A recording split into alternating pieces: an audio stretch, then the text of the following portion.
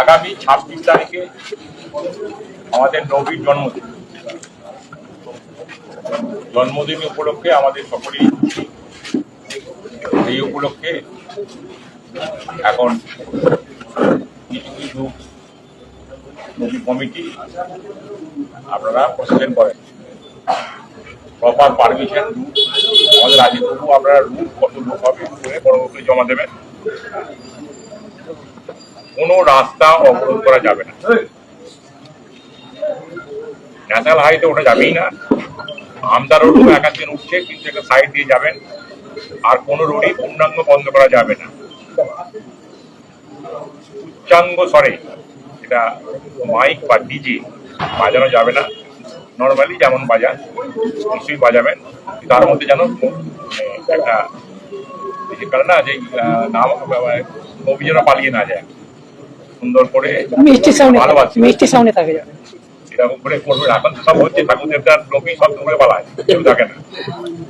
আর কিছু আপনাদের ইয়ে করবেন, কি বলে ভলেন্টিয়ার এফেক্ট করবেন, যাতে করে বোঝা যায় যে এরা ভলেন্টিয়ার, তাদের সঙ্গে আমরা কথা বলতে পারবো।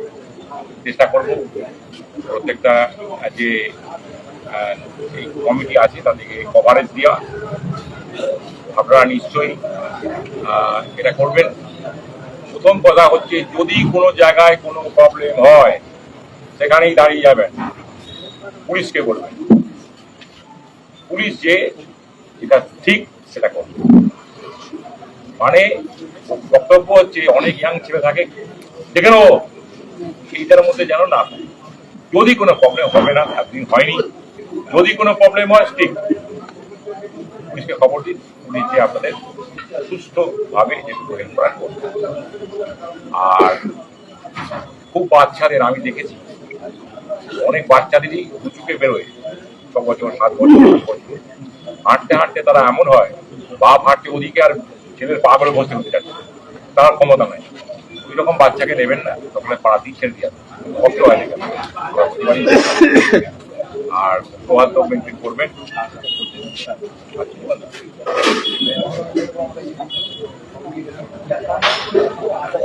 আর কমিটিরা যেমন ওই মহরমে ফর্ম ফিল আপ ছিল, ওই ফর্ম দেবে।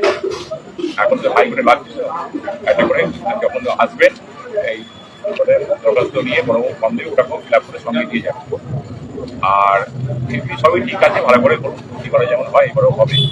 সৌহার্দ্য বজায় রাখুন, শান্তপ্রিয় হয়ে থাকুন, বাইক কম বাজান এইসব। আর এমন বড় ওই পতাকা নেবেন না যেটা ইলেকট্রিক ফিল্ড দিয়ে লেগে নিজেদেরই ক্ষতি হয়ে যায়। এখন বর্ষাকাল, যে বাঁশটায় ধরে থাকবেন, যে পাইপটায় ধরে থাকবেন, দুর্ঘটনা ঘটে গেলে বাবা আর ফিরে পাবেন। আর রবি দিবসের দিন আপনারা অনেকে বয়স্ক লোক আছেন,